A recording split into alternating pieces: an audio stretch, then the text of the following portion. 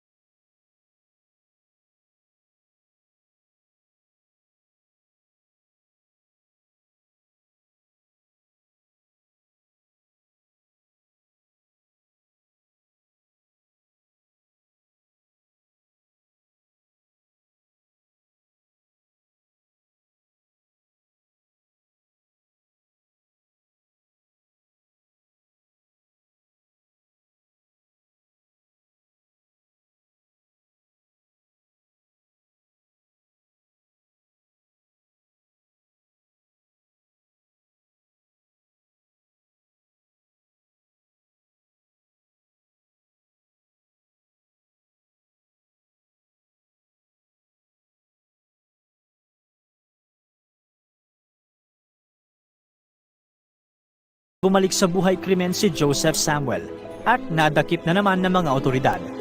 Noong taong 1806, tumakas ito kasama ang iba pang 8 bilanggo gamit ang isang maliit na bangka. Sinasabing nalunod ang gamit nilang bangka at hindi na kailanman natagpuan ang katawan ni Joseph. Hanggang ngayon, wala pa ring makapagpaliwanag kung ano ang nangyari noong araw ng September 26, 1803. Ang araw kung kailan 3 beses nabigong bitayin ng Penal Institution ng Australia ang isang kilalang magnanakaw. May mga